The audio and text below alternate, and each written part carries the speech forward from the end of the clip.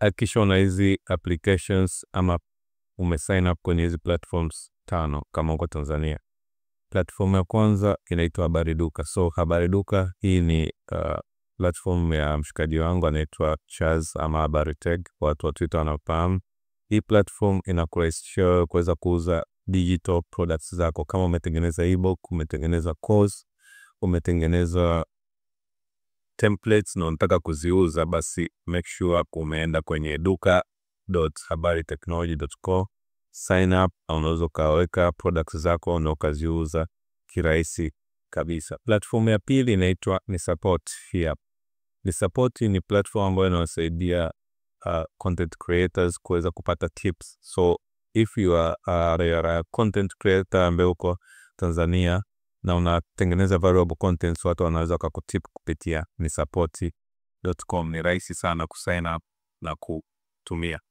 Platform ya tatu inaitwa HuruPay app. So HuruPay binafsi naitumia almost kila siku, ni kwa ajili ya kupokea pesa especially kutoka nchi za nje. So if you want to get money ama una clients ambao wanakulipa kutoka nchi tofauti za Ulaya na Marekani, HuruPay wanakupa kitu inaitwa virtual USD account.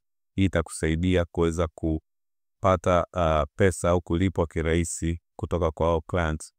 Platform ya 4 inaitwa Swahiliz. So Swahiliz ni platform ambayo inakusaidia wewe Mtanzania kuweza kufanya malipo polepole na kuweza kuset goals zako. So let's say unataka kulipa kodi mwezi wa kwanza. So kupitia Swahiliz unaweza kusave pesa yako polepole, ikifika huo muda ambao utakuwa umekusanya kiasi chako na unaweza withdraw na ukalipa rent. Let's say unataka kununua iPhone 17 ikitoka mwezi wa 9 sijui wa 10.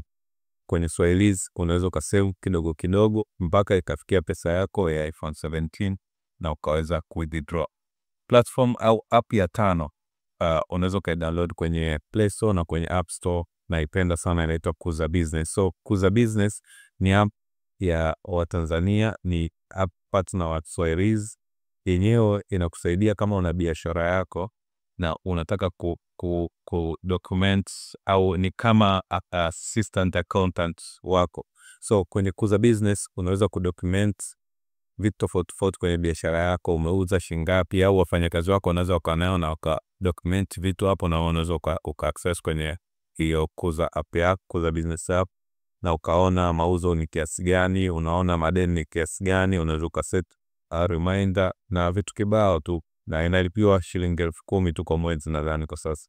So make sure umedownload na umesign up kwenye hizi platform ambayo inakufit wewe kulingana na mishe zako.